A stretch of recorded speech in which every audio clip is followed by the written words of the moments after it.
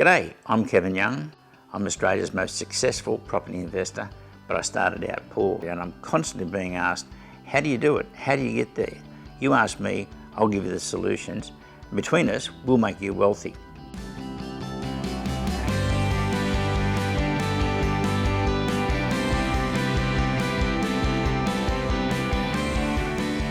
Hi, welcome to another episode of Ask Kevin Young. Paul from Queensland asks, I have recently had a bad experience investing in property. How do I avoid property scams and bad advice? This sort of fits in with the theme we've been on in the last couple of episodes, where check the people who are giving you advice, ask just how many properties they've got, what is their history, and actually talk to people that have helped. Because these people who have been conned would never be conned if they'd asked that simple question and got the information in writing. Once they've got it in writing, then later the authorities have got information to take these culprits to court and put them in jail. But what they do, they only do it verbal, and then of course the authorities have got no evidence to produce in court. So you've really got to help yourself.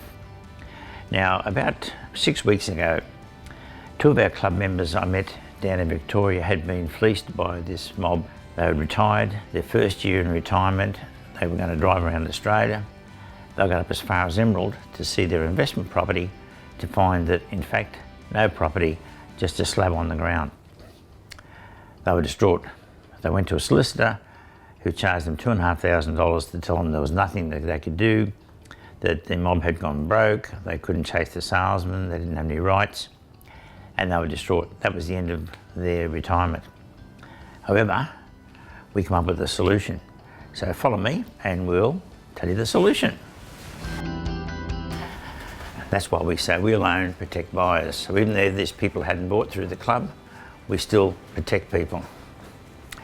We don't have a crystal ball, but when things go wrong, we're there.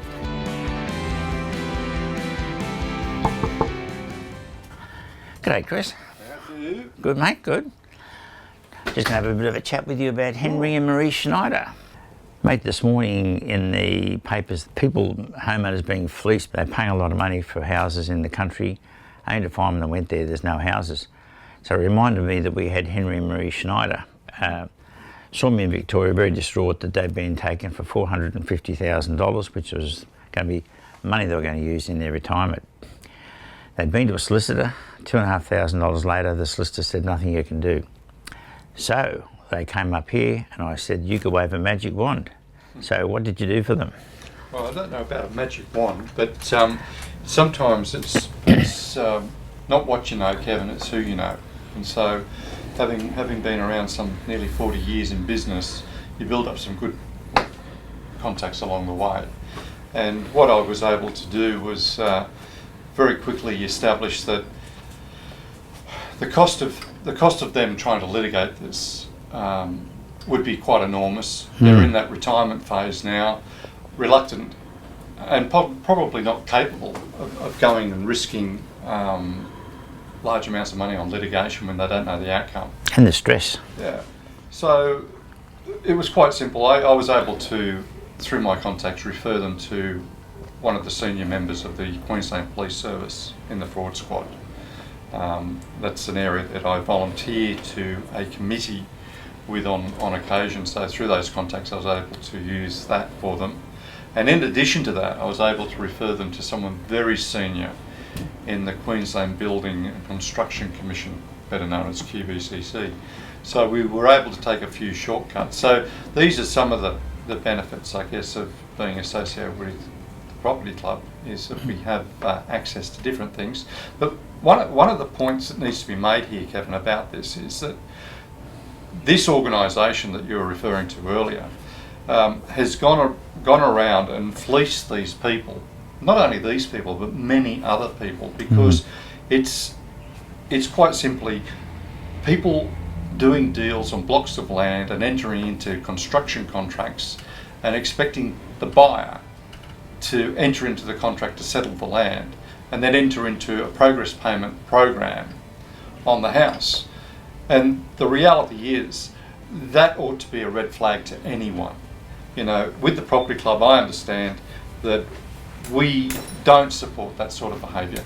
Definitely not, no. We look at we look at any opportunity for a club member, but we expect no more than the deposit to be paid over, held in a trust account, and then when the property is finished, then the final drawdown comes down. So that way, if the builder collapses, through experience, we know that the club member is going to be protected. We're hoping to put a really good, successful end to this story very shortly, and some criminals in jail. Well, you'd have to also consider that if you're going to litigate, that you would be litigating against the lender, because there's obviously a breach of their fiduciary duty to the Schneiders. There's certainly been a breach of their duty of care to the Schneiders, and a quantity surveyor could have quite easily have stopped any of the flow of loss had a QS gone on site when a progress payment was asked for, and before the bank issued the money, look to see if the work had been done. It's really very basic. So. Or the local bank manager drive around to see that, hey, it's just a vacant block of land. But hopefully, very shortly, the property club will have a nice successful ending to this one, but action needs to be done to put these people in jail. So let's see if we can achieve that. So stay tuned. We'll give you some updates very shortly. So if you see any people out there that are being taken for a ride by these con men and whatever it is, please let us know, because we're trying to get through to the state and federal governments. The way to clean up real estate is two ways: make the valuations transparent to the buyer, and two, make the marketer give out his database and his credentials. In this case, the builder and the salespeople would have had to give out the number of successful people that they've helped, in which case I'm sure there'd be none. So two little actions that our government can do to protect you. Thanks for watching, and if you like us, look at us on Facebook and recommend it to your friends.